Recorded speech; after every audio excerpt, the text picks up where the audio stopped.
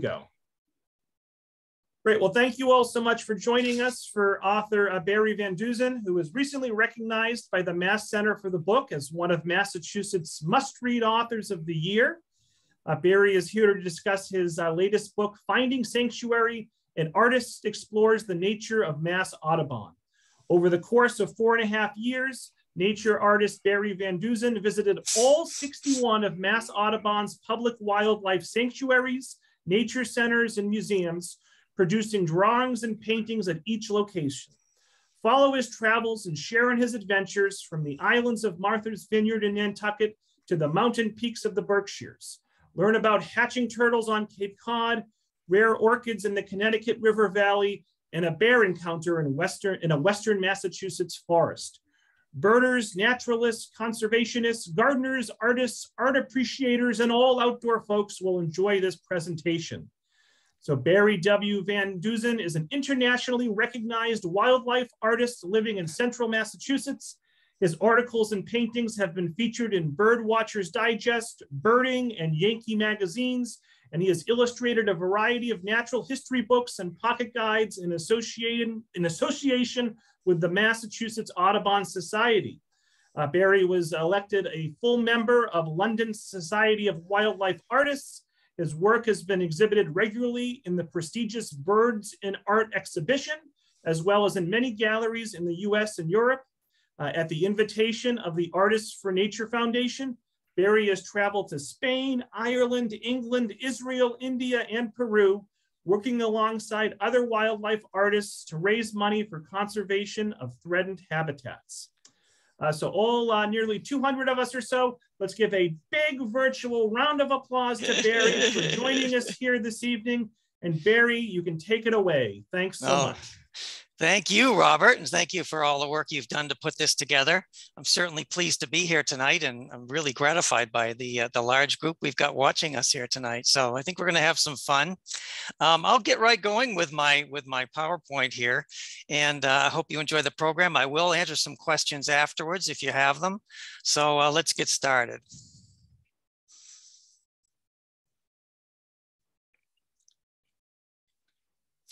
In the last decade or so, I've been involved in a number of artist in residence programs around New England. You know, most people think artist in residence is a situation where you go and you actually stay in the place where you're doing the work.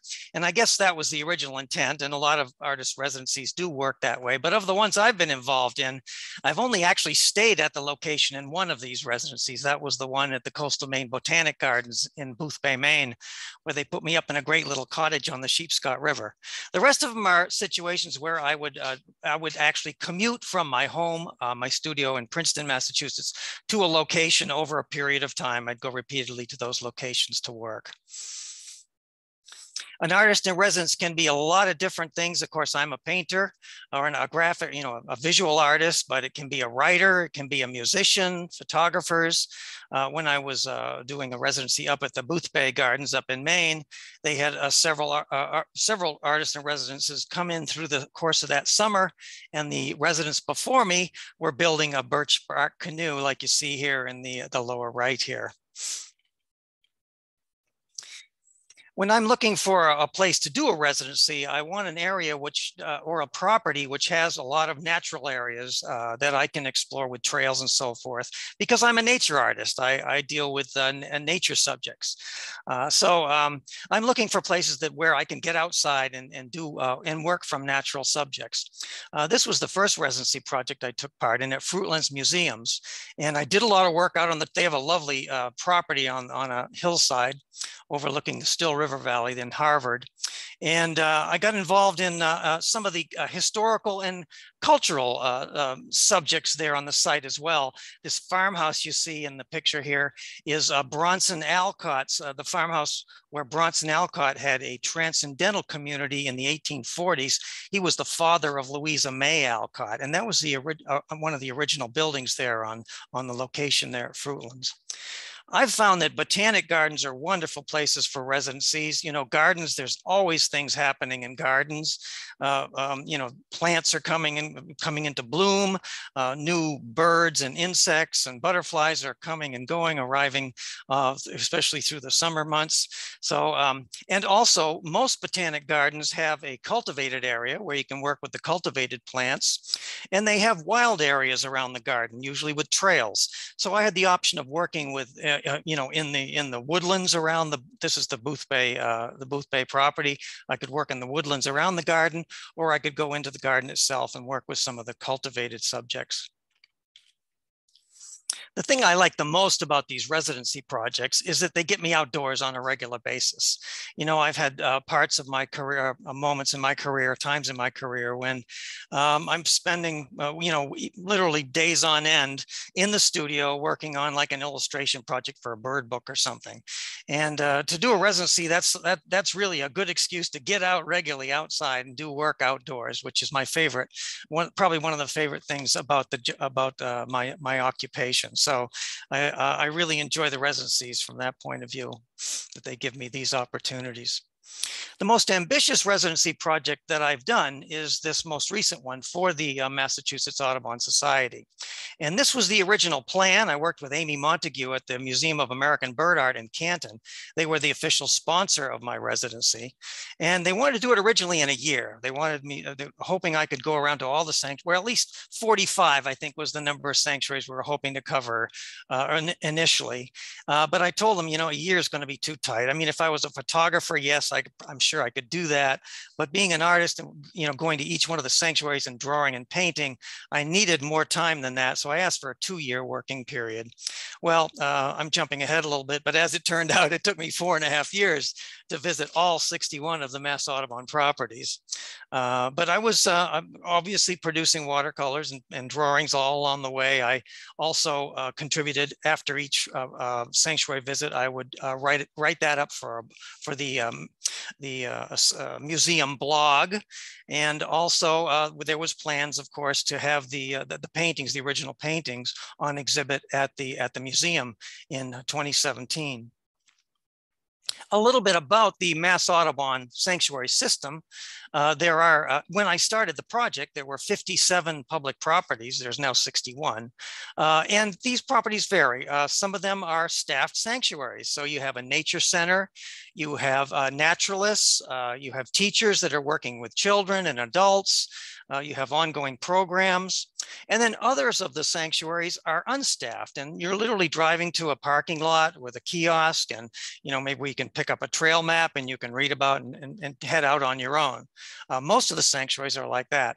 There's one nature camp that Mass Audubon runs up in New Hampshire, and I also included that in my project. So all in all, it's a lot of acres of land preserved with this sanctuary system, over 35,000 acres. The very first sanctuary was the Moose Hill Sanctuary in Sharon, established in 1916. So that celebrated its 100th anniversary during the course of my residency. They vary a lot in size. The Ipswich River Sanctuary up in the North Shore there is Topsfield has over 12 miles of trails, whereas the smallest sanctuary, Nahant Thicket, has only a 1/4 mile of trails. So you see, some of these sanctuaries I literally could not cover in a full day. I mean, I couldn't walk all the trails and see all the things I might have liked to on a sanctuary, whereas some of the smaller sanctuaries I could cover in half a day. So I'd like to just ask you, I mean, I'm sure a lot of you, it sounds like most of you live in Massachusetts. And I'm sure there are Mass Audubon properties near you. So how many of these have you visited? It's interesting to always, when I do this in person, I love to have a show of hands. How many have seen, how many have gone to 6 sanctuaries? How many people have gone to 12 sanctuaries? And it quickly drops out. And I myself, before I started this project, had probably only been to less than a dozen of the Mass Audubon sanctuaries. So this was a really great opportunity for me to see the other properties that Mass Audubon owned and operated. This was my scorecard for the sanctuary for this residency project, and you'll see that I've drawn some concentric circles here on this map of Massachusetts. It shows all the Mass Audubon properties, and the little red dots mean that I had visited that one at this point in time. They're all the red dots. All the dots are red at this point, of course, but these concentric circles that you see here, they center on my home in Princeton, Massachusetts. So you can see I was centrally located in Princeton's, right around in this area right in here. So I was more or less centrally located in Massachusetts, which meant that most of the sanctuary visits were like day trips from my studio in Princeton. I could get up in the morning, I could go to a sanctuary and be back at my studio by nightfall. However, when you get into the outer circles here, those were situations where I needed to find accommodations. Sometimes I booked some hotel rooms. I got put up by some volunteers and Mass Audubon, some friends of Mass Audubon that helped me out when I was doing overnights. I would try to study up a little bit before I went to a sanctuary. Of course, I was always trying to maximize the time that I had at that sanctuary. So I would get the sanctuary maps and I would read what I could about the sanctuaries and figure out, what might be the most interesting and what might give me the opportunities for good artistic exploration at these sanctuaries. And I would try to somewhat to plan my visits. And of course, along with planning, I had to think about like seasonal considerations. What season was it best to visit this particular sanctuary? And then, of course, just day to day, I was also concerned about the weather. What kind of weather would I need for a visit to that particular location? So there was some planning involved. This is the field kit that I carried to all of my sanctuary visits. This is a watercolor kit. Watercolor is very popular among field artists because it's a very easy medium to take out into the field and use. The materials are very simple. It's very easy to clean up. It's you can pack things up in quite a compact manner.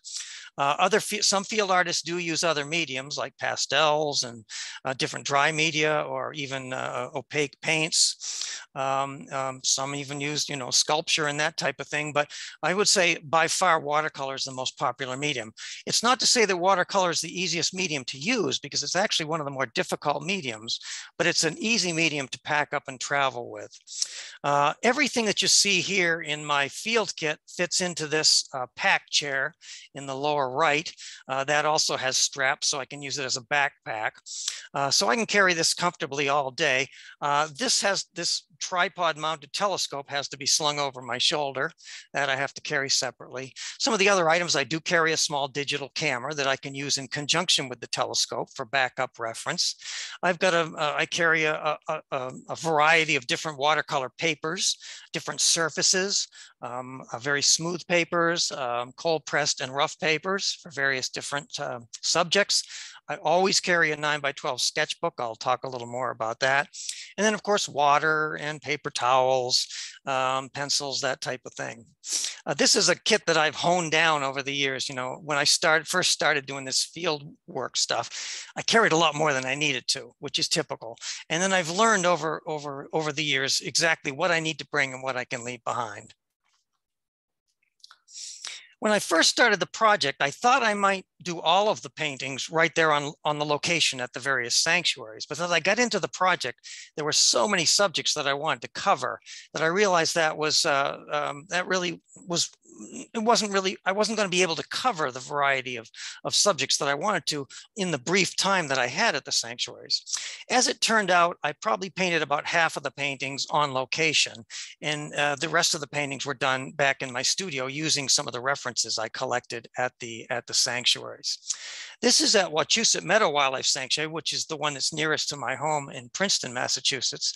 And I was doing a botanical studies of a very tiny little spring ephemeral wildflower. And you can see a few blossoms right up here in this upper left-hand corner of this picture. They're very tiny. This is hepatica. tiny little flowers. And I literally was down on my belly to paint these hepatica. Here's enlarged, here's the finished painting of the hepatica. Some of the things I wanted to explore with the painting are the various colors of these spring flowers. Some of them were this lovely blue color, blue violet. Some of them were pinkish. Others were a bright white. Also, if you'll notice, and this is typical of hepatica, the number of petals on the various blossoms varies. They don't all have the same number of petals. Those are the kind of things I love to study and discover when I'm working in the outdoors on these various subjects. I do paint with a telescope in the field when I'm getting into birds and animals. And I have a tripod mounted telescope that I can work either from a sitting position or from a standing position. When I'm going to actually do some painting, then I will set the tripod up in front of my little pack stool there, and I'll spread my art materials out on the ground, and I'll work in a sitting position. When I'm just simply doing pencil drawing, collecting shapes and so forth, I'll work from a standing position, where I can throw the tripod over my shoulder and change position quickly if I need to. Painting with a tripod, with a telescope and a tripod, takes some getting used to, but if you've done it long enough, it becomes very natural, and you almost forget that you're looking through a telescope to work with these subjects. One subject that bird artists and field artists love is a bird on a nest, because birds, as you can imagine, one of the problems with birds is they're often on the move. Sometimes some species, they seem like they're always on the move, but birds on a nest stay in one place for long periods of time. They may leave the nest for short periods, but they're usually right back there shortly, and you can rely on them. You go to an active nest, you know that bird is going to be there, or it soon will be. So these are situations I definitely looked for when I was in any of my sanctuary visits. And if I found a bird on a nest, I tried to do paintings on location of these birds. This is a heron colony in Groton, Massachusetts. And the nice thing about this particular heron colony is that the viewpoint is from a high rocky bluff above the colony. So from my vantage point up here on this rocky bluff, I was looking at some of these nests at eye level, and some of them were even below eye level, which was a treat, because normally when you're working at a heron colony, you're looking up at the nests, and it's more difficult to get a good view of the birds. Almost all of the landscapes that I did for the project were done on location. Of course, landscapes are very cooperative. They don't fly away. So they're a subject that I could definitely plan on setting up somewhere and finishing a painting on location. When I was going to do when I knew I was going to do a landscape painting, I would often bring on this portable watercolor easel. And this is a simple little contraption you can clamp a watercolor book to, or a watercolor block. And you can set it up, and you can stand as you're doing the painting. You can stand at the easel, which I really enjoy doing. I love standing at an easel doing a painting. It gives your arm a little more freedom of movement. You get a little more gestural movement to the brushwork. So I really enjoy doing that. However, it is one more piece of equipment. And as you can see, I was already carrying quite a bit of equipment on these projects. It was only when I knew I was going to do a landscape that I would lug this along as well. It's best, if you're doing landscape paintings, to work in the shade, to not have your paper that you're painting on in the bright sun. That can be very misleading. You can often misjudge the tones of the painting if your support is in the bright sun. In my early days, I would do a painting in the bright sun and bring it indoors, and it was very, very dark when you get indoors, because you've misjudged those values.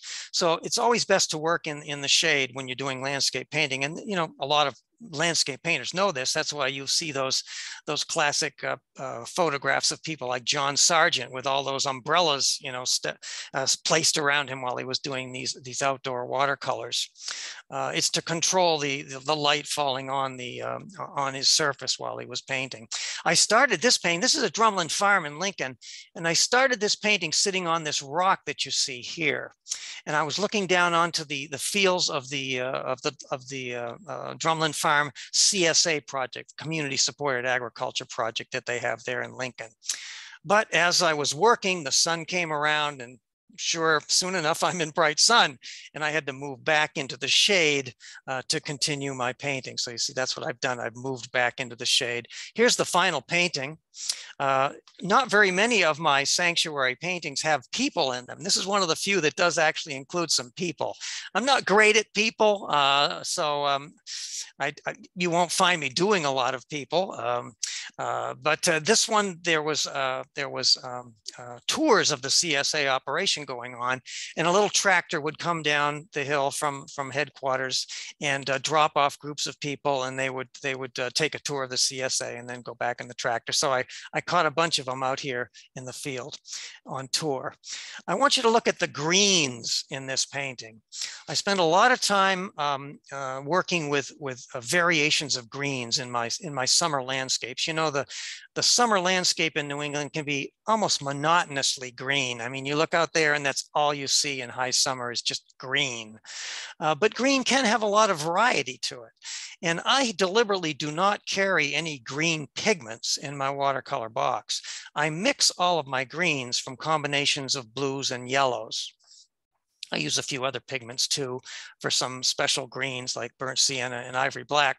But what I'm doing is I'm really adjusting the color temperature of the greens by mixing them from those components. You'll see some of the greens in my painting are very warm and yellowish.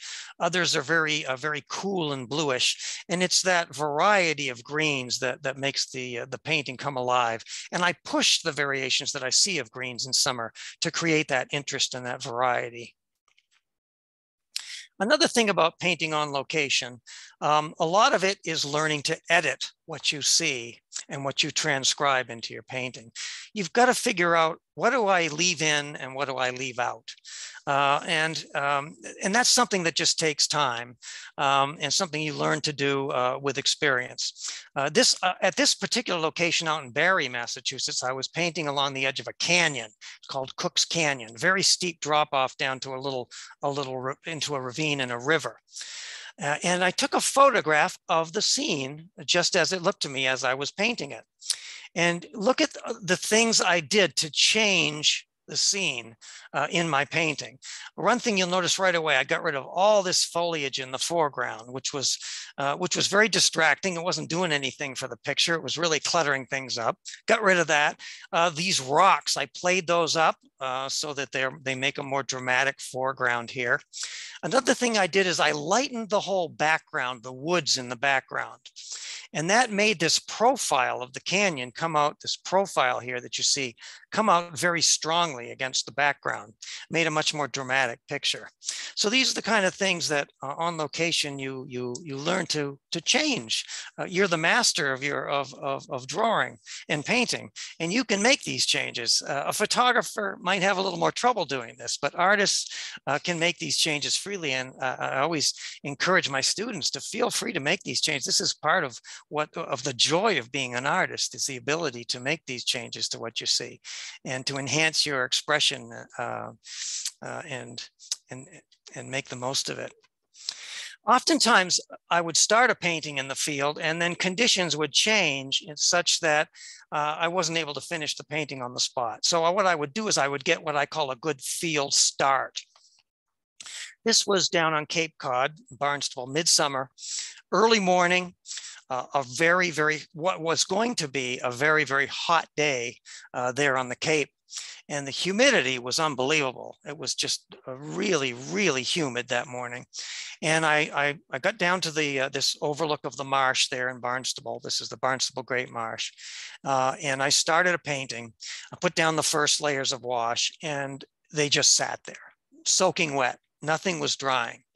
And I waited for a while and hoping that, these washes would dry, because in my painting technique, the painting technique that I use with landscapes, there's a lot of glazing involved. And that means you have to let a layer of paint dry completely, and then you can put another layer of paint over it. Well, that just wasn't going to happen. So I basically gave up and put it out in the sun to dry. And I took some photographs of the scene that I could use later in the studio. And I wandered down into the marsh, and I got involved in some other projects, some other subjects. There's a little flower down there that I started working with and some rushes. So I finished this painting in the studio. All in all, though, the start is still very important. I feel like I've got the I've nailed down the design. I've had to figure out where the elements are going in the picture, where the horizon's going to be, where my focal points are going to be. So I've done a lot of work there with this with this start that I've done, and I've also started to establish some of the tones and colors. So in the studio, these starts can actually lead the way into completing the picture. They kind of lead you along if you've made those good decisions to begin with, and it's much better than either rushing the project or trying to what artists call chase the light. If the light changes, they try to change their picture too, and then you get into a real mess. So you want to avoid that. When I am working with small birds or animals, then I am more likely to work in a sketchbook and try to nail down some of the characteristic shapes and poses of the various species. And those are the things that I can use later in the studio. And sometimes I'll even use a pose in my sketchbook. I'll redraw it in the field and use it right in the field. Along with recording these shapes of these animals that you see here, I was always also keeping track of the different species that I was seeing at the various sanctuaries. You can see a list down here on the right-hand side of my sanctuary pages. And I was keeping track of not only birds, but plants and insects and other animals that I was seeing, and making random notes about what was happening.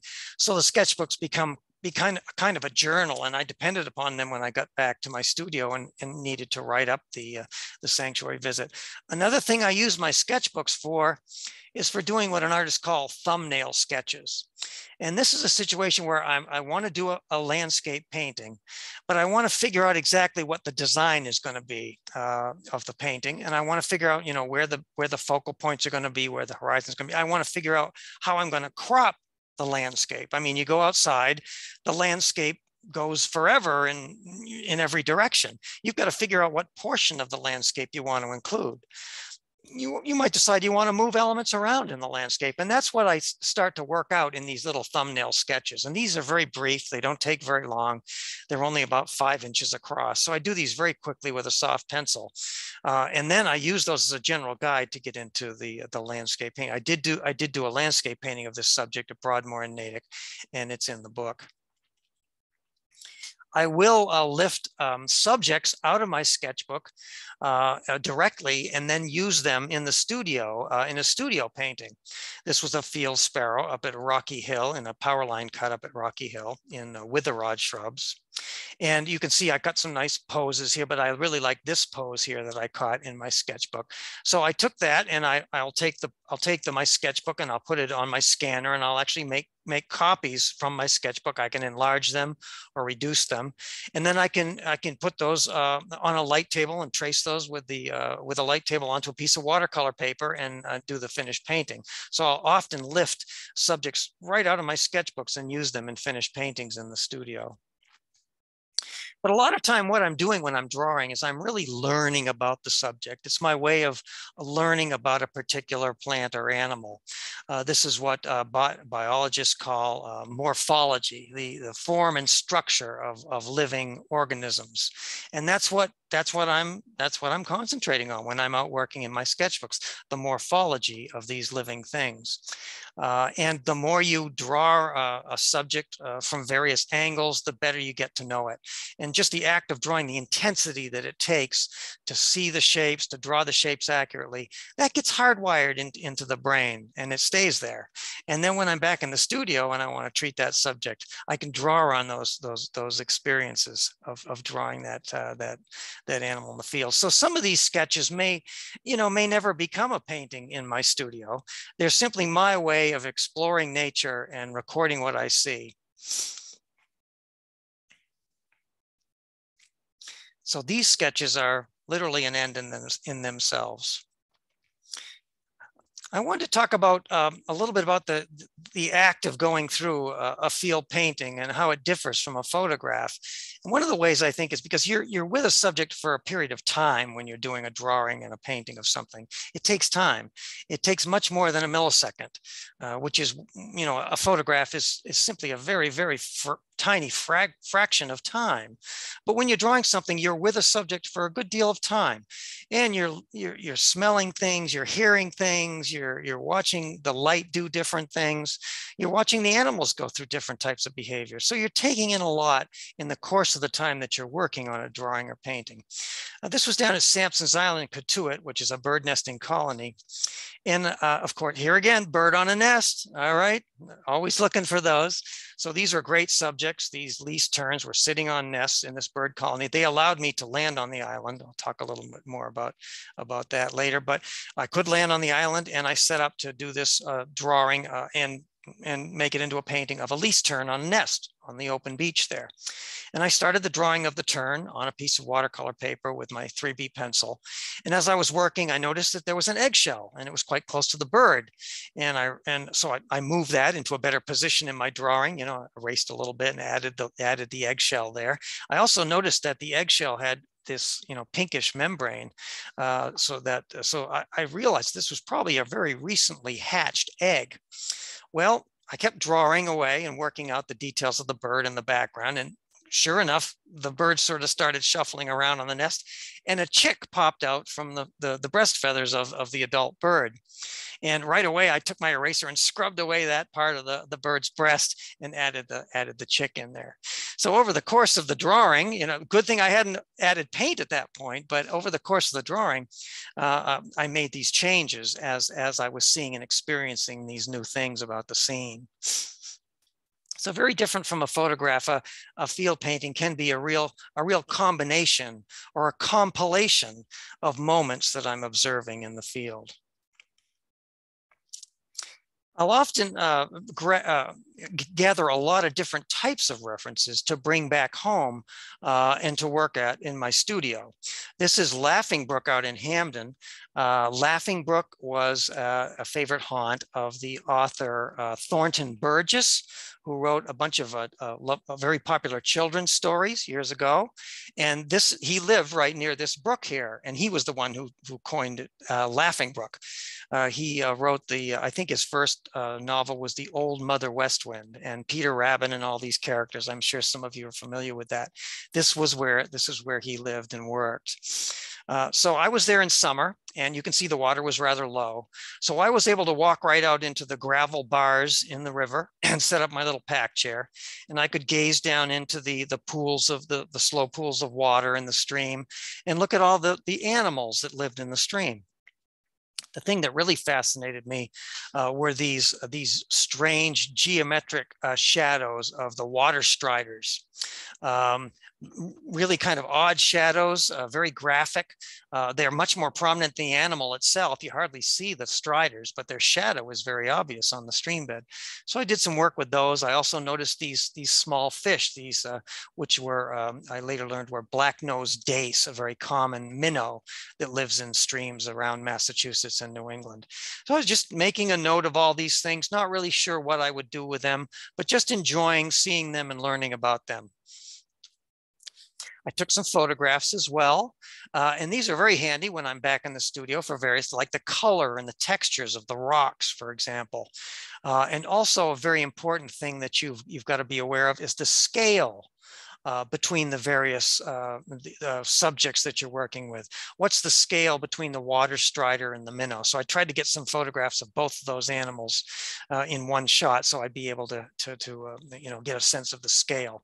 Those are things all very important to putting together the painting in the studio.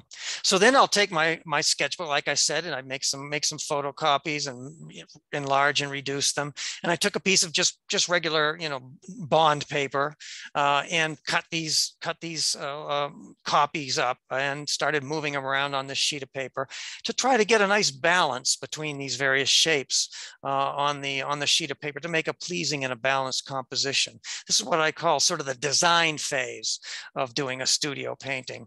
And this particular piece is what I would call the working drawing. And it is literally that. I just, you know, I literally destroy these things afterwards. There's no reason to keep them because they are just a tool for me to use for completing the painting. And then that working drawing may go on a light table, and I may trace the elements there and put it together. And here's the final watercolor of the dace and the water striders at Laughing Brook. So all those different references coming together that way in the studio. One thing that I realized was happening as I got into the sanctuary visits is that sometimes I wouldn't think about a good idea for a picture until after the sanctuary visit. You know, I'd go home at night that night, and I'd lay in bed and I'd think, wow, I saw that, and wow, gee, that's a great idea for a picture. I could make that into a painting. And that was the case here at the Kettle Island Reserve, one of Mass Audubon's reserves up on the North Shore. And I was working from the Coolidge Reservation, which is actually a trustee's property, but you can see Kettle Island from this ocean lawn that they have there on the Coolidge Reservation.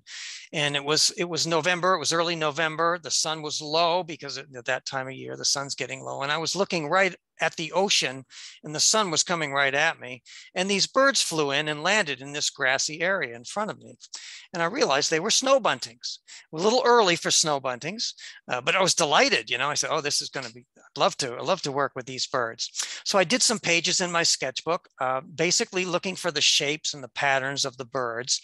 But I also did make some written notes about this effect of light that I was seeing, this backlit effect that I was seeing.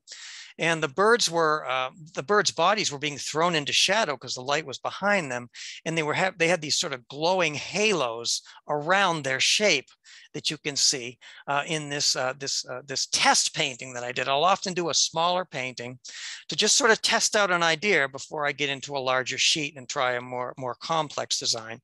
So this is my test painting, and in the course of doing that, you know, I'm working with the colors and the patterns. I also noticed if I stack the birds against each other, that sort of halo effect comes out even stronger. So I'm going to play that up even more when I get into my studio painting. So I'll take you through the steps of doing the painting. Here's the very first washes that I laid down for the larger painting in the studio of the snow buntings. And you can see how I played up the bird shapes against each other to get those nice sort of glowing halos on the bird. You might notice also that those shadows look pretty darn dark, don't they? I mean, they look, geez, you know, did he get it a little too dark? These are white birds we're talking about here, white birds, okay? Did I get it a little too dark? And I'm wondering that myself, you know, but I've used watercolor a lot. I know that those first washes that I put down, I have to make them a little bit darker than I think I need to, because that white paper, that contrast with the white paper is making them look darker than they really are. So here's the second stage. Okay, now I've added some background tones and colors. And you can see already that those shadows, they don't look quite as dark, do they? You can almost imagine now that I'm painting light or white birds now, okay, as the tones start to come together. Getting rid of that blinding white of the sheet of paper makes a big difference in starting to judge the tones. And then the only step left here really was to paint the patterns of plumage on the birds themselves. You know, the markings on the back and the chest. And now you really can see how they really do look like white. Well, I hope you think they do look like white birds here against that strong backlight. This is called Wings of Winter. So these are the kind of differences I see between a location, a painting done on location, and a painting done in the studio.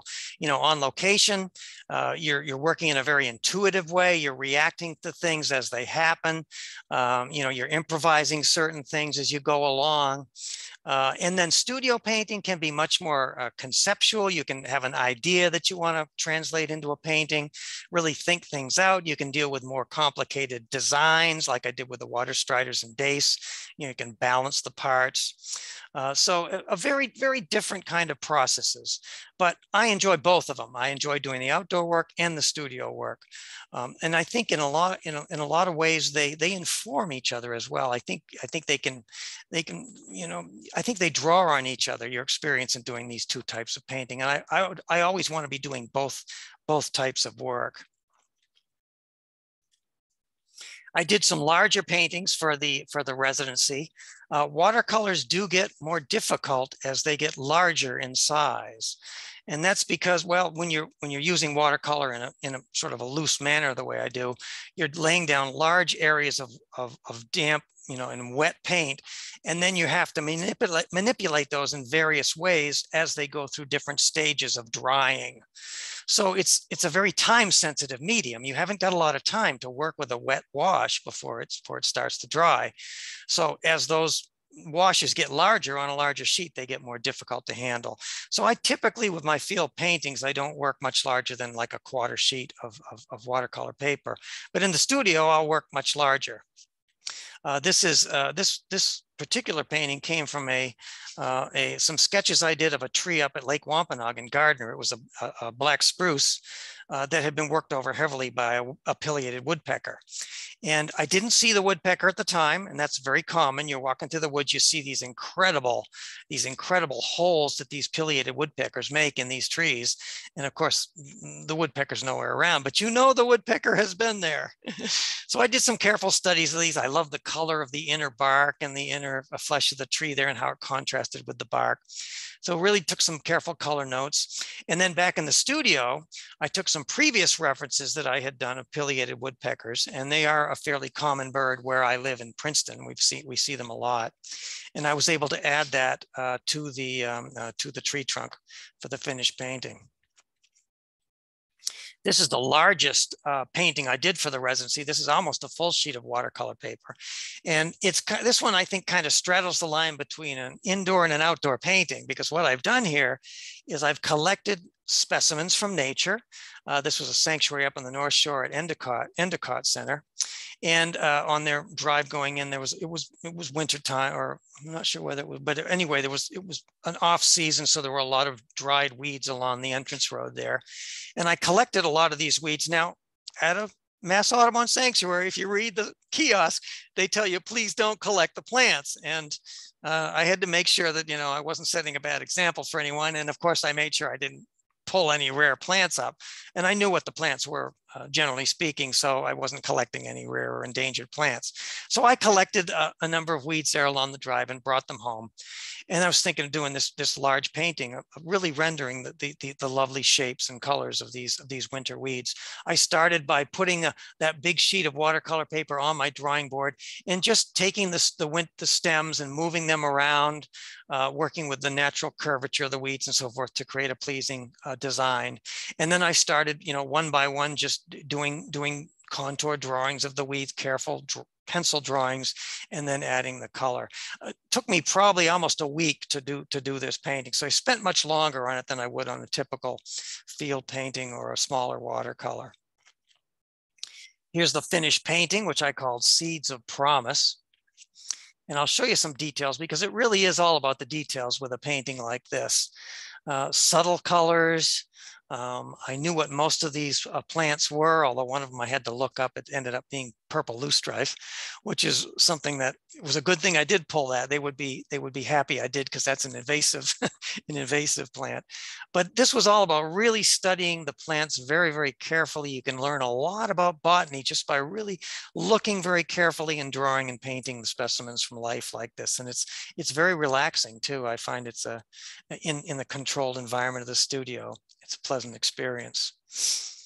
Now, I think most birders in New England and in Massachusetts, I think would probably agree with me when I say that mid-May is like the high point of the birding year in Massachusetts.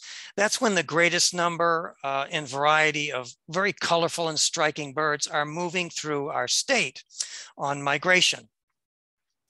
And because of that, when I would pack in a lot of sanctuary visits during that mid-May season. but still I couldn't keep up with all the birds that were coming through. There's just so much happening so quickly. I did a few paintings with a full background like you see here. This is a Wilson's warbler up at Nantucket. And you can see I worked out all the vegetation and so forth around the bird. But I couldn't do that with every bird I was seeing. There just wasn't time for that. So what I did was I went out and I bought some of these Stillman and Byrne sketchbooks that are loaded with watercolor paper. They're actually watercolor books, good quality watercolor paper. And I determined to do a series of just birds that really, sketches or paintings that really highlighted just the bird itself and not get too involved in the background so that I could spend more time doing all this wonderful variety of birds that were moving through. Now, I think here again, a lot of birders would agree with me that in the springtime, probably the group of birds that people are really giving their most attention to are the wood warblers in spring and mid-May. The eastern wood warblers, a diverse group, a wonderful group with very colorful, wonderful, distinctive songs which you can learn. They're just a wonderful group, and I'm first to say they're one of my very favorite groups of birds to work with. And you'll see a lot of warblers in my book for that reason. But I just thought I'd ask you, see if you can identify these birds. A lot of these are very common woodland birds here in New England, birds that, if you look for them, you can find them. So let's go through some of the wood warblers that I saw in the spring migrations during the residency project. This is one of the most beautiful eastern wood warblers. Most of the warblers I'm going to show you are the males of the species. Those are the ones that are most brightly colored. And of course, at this time of year in the spring, they're also in full breeding plumage. So they're at their very brightest at this time of year as well. Anyone recognize this? It's a Blackburnian warbler. Some birders refer to this as a firethroat. This is an American redstart. Oh, I should have said that right. I should have given you a few minutes, but this is an American redstart, a very common eastern wood warbler. And this was done up at Marblehead Neck, up in Marblehead. And Marblehead Neck is one of those places that birders call a migrant trap. It's a promontory that sticks out into the Atlantic. It's got development all around it. And there's this little wooded plot here. So in migration, when birds are moving up and down the coast, if they stop to rest and feed, they're looking for these areas where they can rest up and find food. And so they concentrate in areas like this. Mount Auburn Cemetery is another example of a migrant trap in spring here in eastern Massachusetts. Halloween colors on this bird. They also have wonderful movement. They do this little sort of barn dance kind of a movement where they spread their tail and waggle it around. They're wonderful little birds to watch. A very aptly named chestnut-sided warbler, a common wood warbler here in our area. This one is a little less common. Most of the warblers I'm showing you are birds you could go out and find on a mid-May morning. But these are a little hit or miss. There's a few species of warblers that are a little less common. This is one of them. It's a bay-breasted warbler, and this was also at the migrant trap at Marblehead Neck. Marblehead Neck is another. Nantucket and Marblehead Neck are both migrant traps up on the North Shore. Another male warbler, a pretty little warbler called a Nashville Warbler. This is a Nashville Warbler in spring. And finally, you might recognize this one, another fairly common spring migrant. This is a male Magnolia Warbler, also up at the migrant trap up in Marblehead. And it's not unusual to see, over a dozen species at these migrant traps on a morning in May in Massachusetts. And what a treat it is. Just delightful. So there also are many other types of colorful birds moving through in May.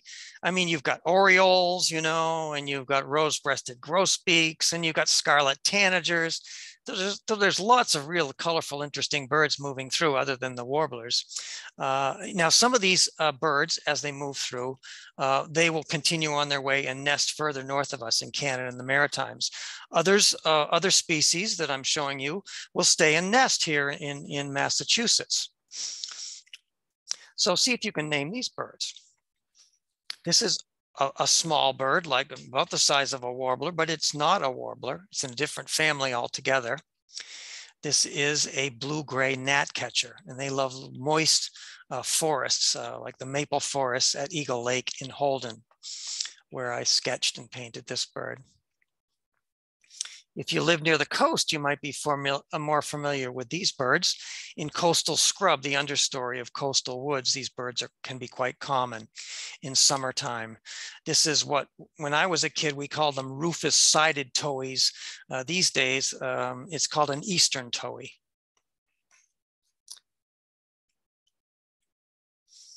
Not all of them are bright and colorful, and some can be quite sort of plain and consequently quite difficult to identify. This is a group of flycatchers, the Empidinox flycatchers, which there's a number of different species, and they all look very, very similar. You're more likely to identify them by their call notes, which are more distinctive. But the clue here is the vegetation that the bird's in. You might notice those very slender, long, slender leaves of willow. This is a willow flycatcher. Mass Audubon has a number of programs that promote and support bird populations at their sanctuaries. And this can be something very simple, like keeping the barn doors open on a barn so that barn swallows can fly in and out and establish their nests on rafters and things like that. But it also can be a little more intensive, such as a chain of bluebird houses that a lot of sanctuaries put up. Nest boxes mounted on posts that are put in an open field to attract bluebirds, or tree swallows also use these nest boxes. This is a bluebird up at Ipswich River in Topsfield. And you'll notice if you look closely, there's a ring. There's a band on the leg of this bird. So I know this bird was one that the Ipswich River naturalists and biologists knew well, because they had banded this bird. Of course, another part of supporting a bird population is making sure that you maintain the habitat that they need for nesting and raising families. And bobolinks nest in open fields. And bobolinks are a group of birds that's been declining in New England for years, the grassland birds. More and more of our grasslands are being converted to housing developments, or they're growing back up into forests. So we have fewer and fewer grassland areas. So Mass Audubon encourages grassland owners to adjust their mowing schedules so that these birds have a chance to raise their young and fledge their young before the fields get mowed. So that's one of the programs that they're involved with for grassland birds. This is Drumlin Farm in Lincoln. And then, of course, along the coast, there are special birds there that nest on the open beaches. And of course, the open beaches are places where people love to go as well, and walk their dogs and ride their beach buggies and other vehicles on the beaches. So these birds often have a very difficult time nesting in areas where there's a lot of other disturbances on these beaches. So Mass Audubon, they locate where these critical nesting areas are, and then they protect these areas with fencing and descriptive signage. And in some cases, like here at Sampson's Island in Cotuit, Mass Audubon owns the island. So they simply shut down the whole island during the nesting season so that boaters can't land and people can't walk around and disturb the nesting birds. In Massachusetts, it's mostly a number of species of terns that are the focus of these programs, and also the piping plover, which is the bird you see here in the lower left, a lovely little plover that nests on our beaches. Birds aren't the only thing that get attention at the Mass Audubon sanctuaries, of course. There's a very active program to support the population of diamondback terrapins at the Wellfleet Bay Sanctuary out in Wellfleet, Massachusetts. And when I was there for my project, when I was walking the trails, I would notice these enclosures that I would come across out on the sandy beaches there at Wellfleet. And those were there to mark the nests of diamondback terrapins. They have a group of volunteers that go out after the of the turtles have come up onto the sand and dug their nests, and the volunteers recognize where those nests are, and they protect them with these enclosures and little flags to mark them so they won't be disturbed by people, but also so skunks won't dig them up and foxes and that type of thing. And then later in the summer, when the turtles start to hatch, these same volunteers go out and they watch these nesting areas. And if the turtles start to hatch, they assist the young turtles in getting to protected areas before they are predated upon by gulls. There's always lots of laughing gulls looking to pick off young turtles, foxes, raccoons, as I mentioned before. And they've done really well. The population of diamondback terrapins at Wellfleet Bay is doing really well. The year I was there, they had 85 active terrapin nests that had hatched, and each one of them produced, like 12 to 20 young turtles. So the population is doing very well there. A lot of working with natural subjects in the field, of course, is putting yourself in the right place at the right time. And this is really critical, especially for things like flowering plants, like, unusual flowering plants. They're only going to flower for so long. And I had one of the Mass Audubon staff members, Ron Wallanen. He was the Western Sanctuaries manager, property manager, and he circulated among all of these Western sanctuaries on a weekly basis. And I got in touch with him and told him what I was doing. And he'd call me up, and let me know if something was going on that I might want to give my attention to. Like he called me up one Sunday night and he said, well, out at High Ledges in Shelburne, the yellow lady slippers are coming into bloom now. And he said, it's going to be a hot week, so you probably shouldn't put that off too long. So of course, when I get a tip like that, I dropped everything and went out there the next day and painted these lovely yellow lady slippers from life there in the forest there at High Ledges in Shelburne. Really, really beautiful plants. It was a privilege to see and be able to work with them. Ron also put me onto these rare orchids at the West Mountain Sanctuary in Plainfield, and he told me exactly where to go. He even put I had to laugh because I got to the location. It was in a big wet meadow, and I parked my car where he told me to, next to a yellow mailbox or something. I don't quite remember, and he said, look to your left, and I looked to my left, and there were these little orange flags, the little flags that you mark plants with, and he had made a little string of those going out into the wet meadow. And I said, God bless Ron Wallanen. And I followed the flags out, and here were this colony of these beautiful purple fringed orchids, stunning plants that I spent some time with. Standing in water while I was doing sketches and paintings of these plants. I did some of these follow-up paintings in the studio as well, but working, I had brought rubber boots because I knew I was going to be in water. But one of my boots sprang a leak, and of course, made a note to myself, time for a new pair of rubber boots after that day. I spent the rest of the day with wet feet. You remember those things about these sanctuary visits, of course. Thought I'd just go through some of the subjects I worked with on the sanctuary projects. And of course, birds are not only my favorite subject, but they're very accessible, easy to see and work with. There is that problem of movement, of course, and their size, but I've done a lot of work with birds. They're something that I'm sort of known for. And I was working for the Museum of American Bird Art. They were my sponsor. So I certainly felt I could spend plenty of time with birds. Common birds. Common birds can be some of the more difficult ones to paint because you know what they look like, and other people also know what they look like. And it's kind of like doing a painting of your mother or your father or your wife. You know if you haven't got it right, because you know the subject so well, right? And it's kind of the same way with these very common birds. And then not so common birds too. These are what birders would call good birds. When you're out birding, you ask, have you seen any good birds? And birders, of course, they're all good birds. But, birders want to see the more unusual birds when they're in an area. So, and these were some of the ones that I did encounter. I didn't encounter any real greatly rare birds, I would say, on the Mass Audubon sanctuaries, but that wasn't what this project was about anyway. But I did encounter some unusual birds. This is a kestrel, out at the Acadia Sanctuary near the Connecticut River, beautiful male kestrel. Up in the upper right here, this is a young male orchard oriole. Most of you are familiar with the northern oriole, or what used to be called the Baltimore oriole. This is a less common oriole species here in the Northeast, although with climate change, they're starting to move into our area. The young male looks quite different from the adult male too. So that was the first time I had seen a young male orchard oriole. I puzzled over what it was for a while.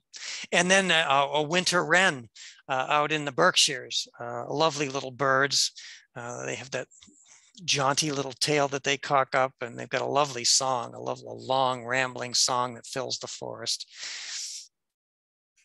I did work also with mammals at some of the sanctuaries. Some of the sanctuaries had farm animals. You know, so there's working farms on some of the sanctuaries.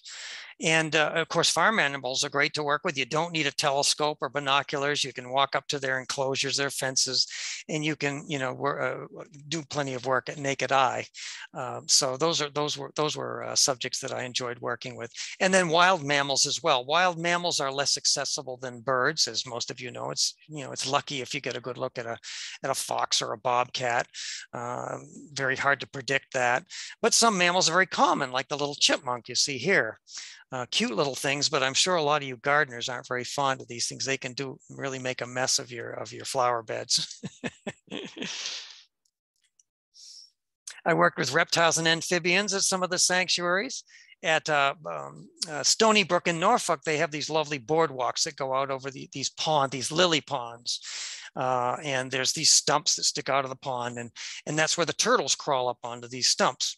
And the kids are running up and down the boardwalks and pointing out the turtles and it's lots of fun. It's turtle watching central there at Stony Brook.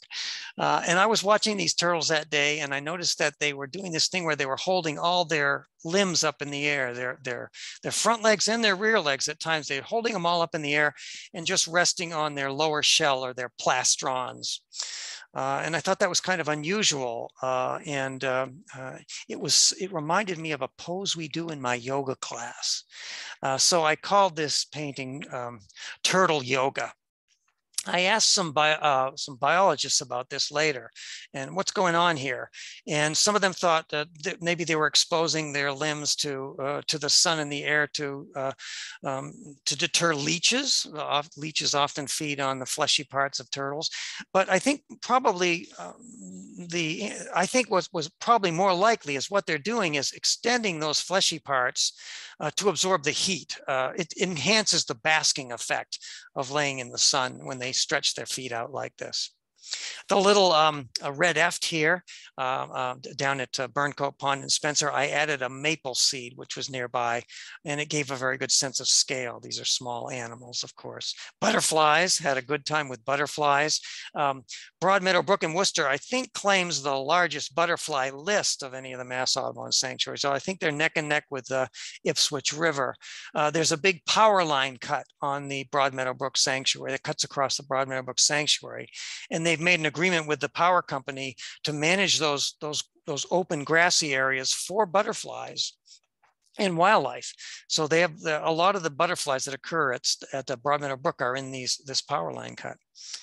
That's a spring azure up at the Wildwood Camp up in New Hampshire. Dragonflies and damselflies are really good models for the field artist. Like flycatchers, they use a specific perch over and over again. So when they're hunting, they'll land on a little stick or a weed or a stalk or something, and they'll fly out to grab something to eat, and then they'll come back to that perch. And they do that again and again. So if you get your telescope, you can get your telescope on that perch.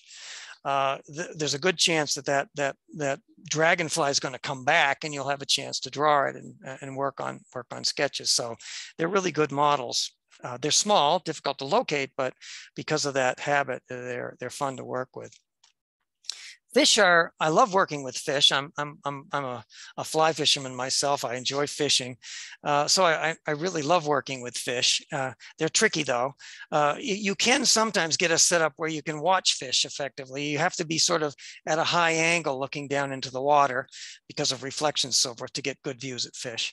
And I did get an opportunity like that at Eagle Lake in Holden, where I was working along a raised causeway and looking down into these shallows along the causeway, and I could see these bluegills, excuse me, sorry about that, pumpkin seeds, these pumpkin seeds nesting along in these shallows along the causeway. So did some drawings and took some photographs and did a painting of that. A beautiful, beautiful fish, underrated fish. This is, if when you were a kid, if you went out fishing with your mom or dad for the first time and you're using bobbers and worms, there's a good chance what you caught might have been a pumpkin seed. Native brook trout, though, one of the most beautiful fish I think in the world. And this brook trout was something that I caught with my fly rod, and then I photographed it and then released it, and I could work at home from my photographs. Of course, wildflowers are wonderful models for the field artists. They don't fly away, they stay put, so they're good, so they're great in that respect, but wonderful colors and forms. So I did a lot of work with wildflowers at all the different sanctuaries and other plants. This is Hobble Bush you see in the upper right, and I love those little orangey tan buds that they have at the tip of each twig. I thought it looked like a candle flame rising off the tip of each twig. So worked with some of the interesting plants at the sanctuaries as well. I worked with, as I mentioned earlier, on the residency with some cultural and historical buildings. This is Wachuset Meadow near me, where there's some historic barn structures and an old farmhouse there, and natural landscapes. This is Rough Meadows up in Rowley, a place where early colonists used the Spartina grass for mulching, it was called Rough Meadow because it's very coarse grass. And I think my painting really does look like a rough meadow there. So I want to end up with a little quiz here. And I'm going to show you some pictures and see if you can guess where in Massachusetts these subjects were painted. Now, I'm not going to show you a picture of a blue jay and ask you what sanctuary this was painted at, because you could see a blue jay at just about any sanctuary in Massachusetts. I've picked these images because there are distinctive things about these images that will clue you into a particular location, hopefully. I know a lot of you are from Massachusetts, so hopefully you'll recognize some of these places. So this is a beautiful little building. It happens to be in, I'm going to give you some clues. This happens to be in Canton, Massachusetts. It's a building that's owned by Mass Audubon.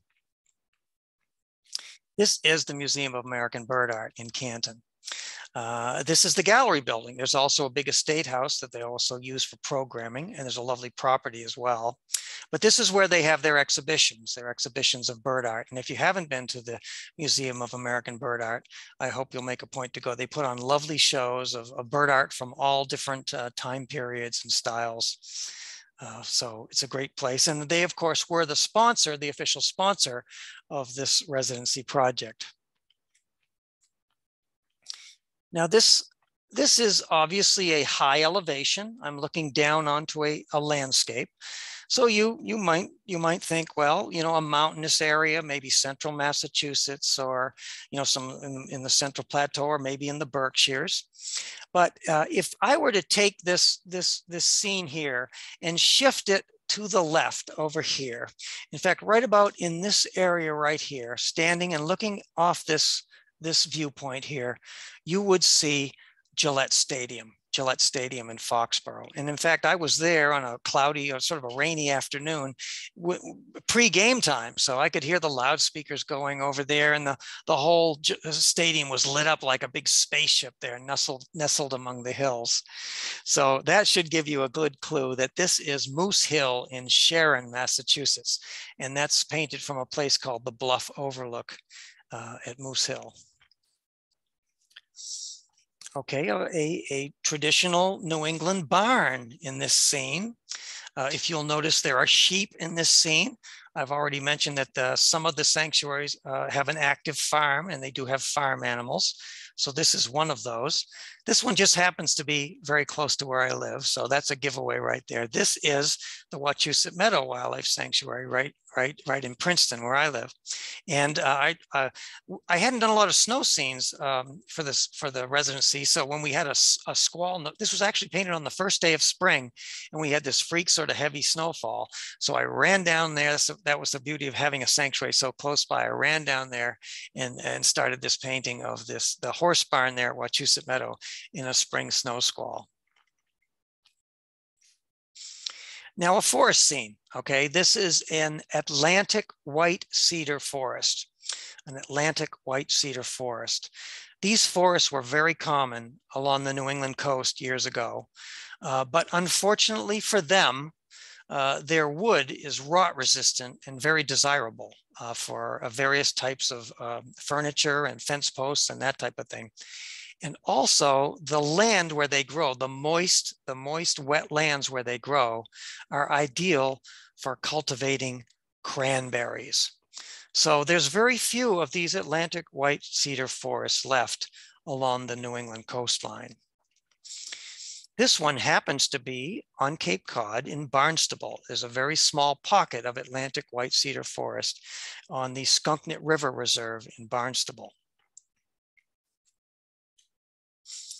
Okay, now we got some real mountains involved here.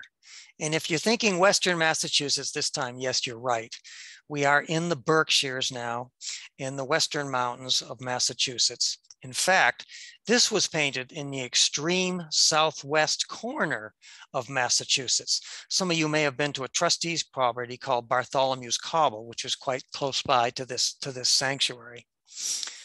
This is the Limekiln Farm Sanctuary in Sheffield, Massachusetts, and you're looking over the border into New York from this viewpoint here, and it's called the Taconic Vista Trail because you're getting a good view of the Taconic Mountains in New York from this viewpoint. These are some of the southern Berkshires that you're seeing. Some of the hills of the southern Berkshires coming in on the right. Okay, a large grassland, I've already talked about how grasslands have been diminishing in Massachusetts. They've been taken over by development or forests. So there are not a lot of large, extensive grasslands left in Massachusetts. There's some big ones out near Pease Air Force Base out in Chicopee. There are grasslands here and there, but there's not very many big ones left. This one, however, is right in eastern Massachusetts. And this is the Daniel Webster Wildlife Sanctuary in Marshfield, Massachusetts.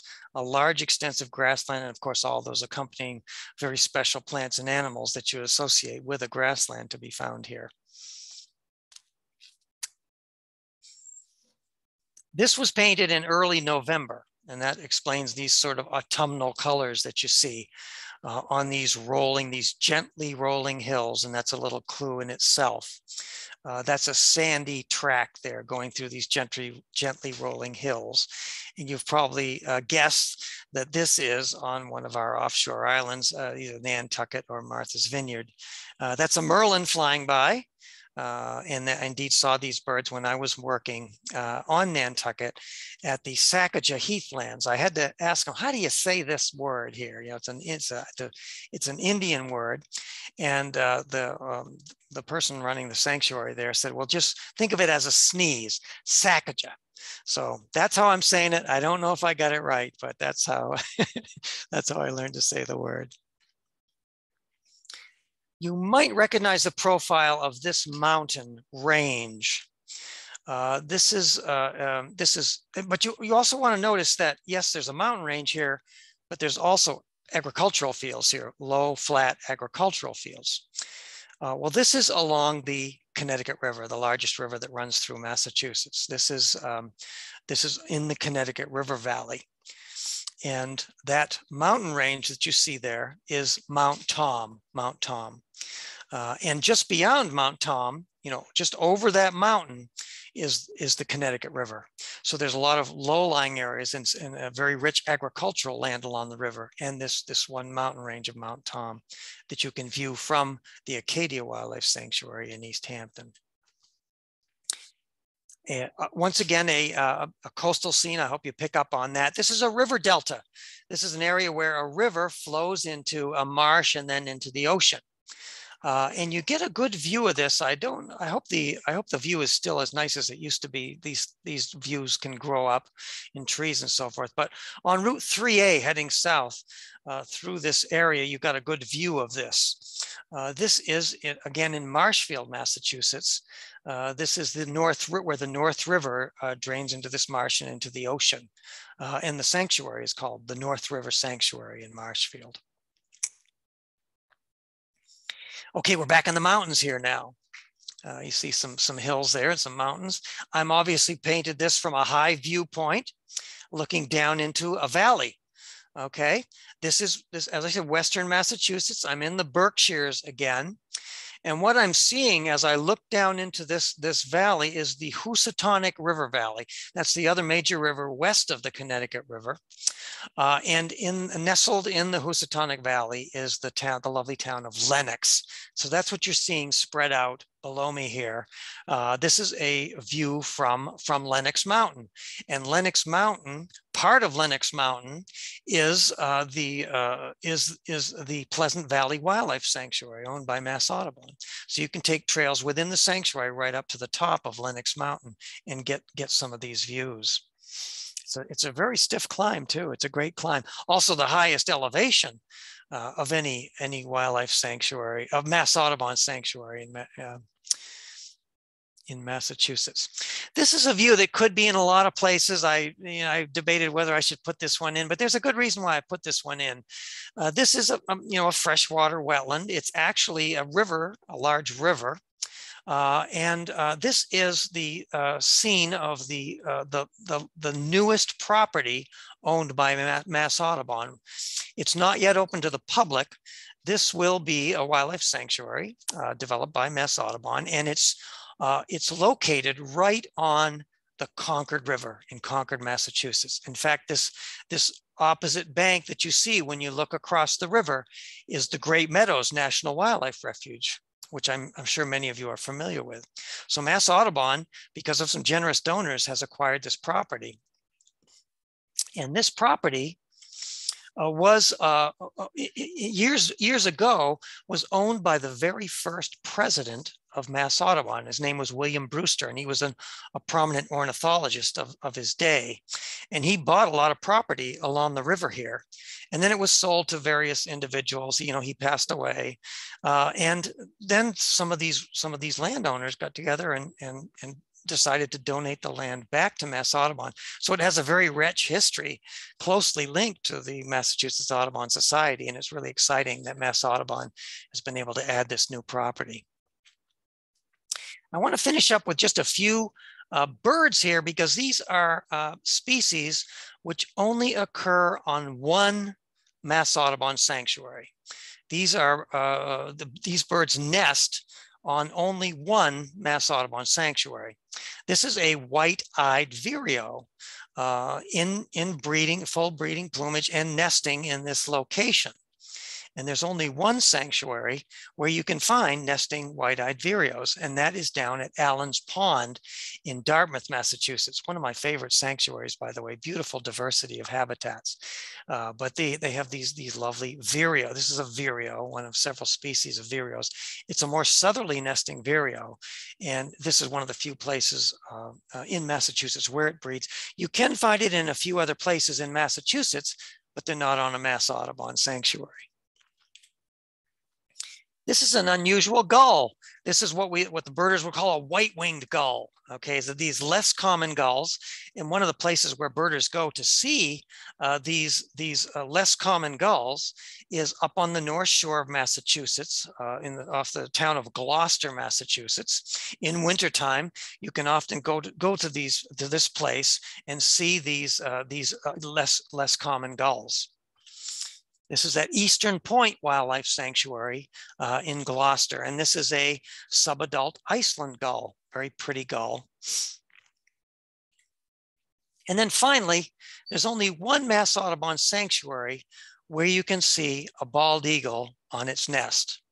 Now there are other places in Massachusetts where you can see a bald eagle on a nest. However, this is the only Mass Audubon sanctuary that has a bald eagle on a nest. And if you think about where they like to nest along in coastal areas or along large rivers. They eat a lot of fish. They're kind of a scavenger by nature. So this is along the Connecticut River. And this is the Acadia Wildlife Sanctuary in East Hampton.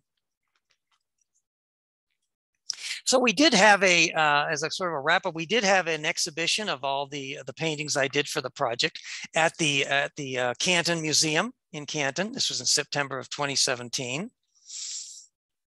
And this is sort of a wrap up here of what I achieved during the project. Of course, it started off small, and as I added more and more sanctuaries, I ended up doing 61 wildlife sanctuaries, and it took me 4.5 years to complete the entire project. And some of the statistics there that you can see. It's now a book as well, which I'm sure that Robert has already talked about. You can get this book from Mass Audubon. It's now in its second printing. It's done very well. And it was a labor of love for me, as you can imagine. And all the paintings you see in the program here are from the book. So I hope this inspires you to go out. I know a lot of you live in Massachusetts. I'm sure you've probably been to some of the Mass Audubon sanctuaries in your area, but I hope this inspires you to maybe go a little further into some of the other areas of Massachusetts and explore some of these wonderful properties that Mass Audubon operates. There's so much to see and do on these properties. So thank you for listening. I've enjoyed doing the talk tonight. Very wonderful presentation. Let's take approximately 7 minutes worth of questions here. I did want to read this one comment that I thought encapsulated a lot of other comments we got. This comes from an anonymous attendee who writes, just wanted to say thank you. Your paintings are beautiful, and it was interesting to learn about the process of how you work. It's been, I've been looking for somewhere to experience more nature and plan on looking at a Mass Audubon site near me, which I wasn't aware of until your presentation. So I thought excellent. That was wonderful. Wonderful. I love to hear that. You bet. You bet. All right. Margot asks, how important is it to know anatomy in doing your work?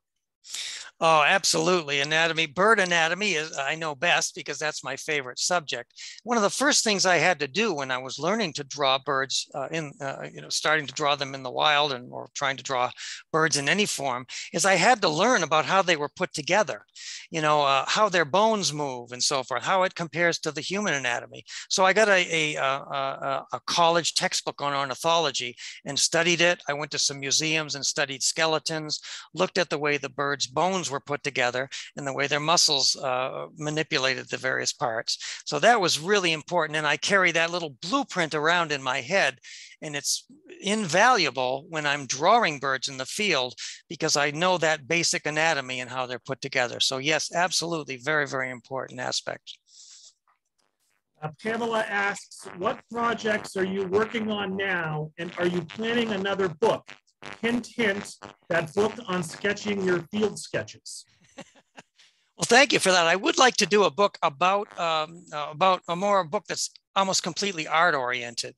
As you can see, I was trained as an artist, and it's very important to me to have learned and developed the skills as an artist. And I'd like to pass that along in book form. So I would like to do a book about art. Right now, I have I should mention, I have a show at the Fruitlands Museum in Harvard, Massachusetts, and it features some of the paintings you saw here tonight. So I'm going to be exhibiting some of these works around the state, but I'm on the lookout for other residency projects. I'm enjoying taking a little break because now I can paint whatever I want. I don't have to necessarily go to a Mass Audubon sanctuary, but I would like to get involved in some other residencies too. The trustees has some wonderful properties around the state, and that would be really lots of fun to enjoy to explore some of those properties. Oops, I've lost you. I can't hear you, Robert.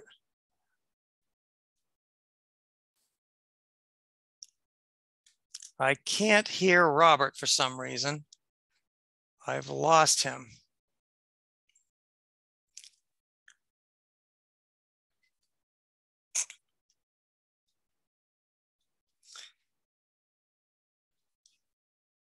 Robert, do you have any other additional questions? Okay, I don't know if you people can still hear me, but I've certainly enjoyed doing this program tonight. And I thank you all for taking the time out of your busy schedules to watch my presentation.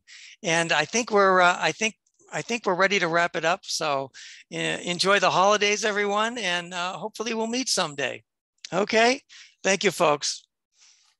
Good night now.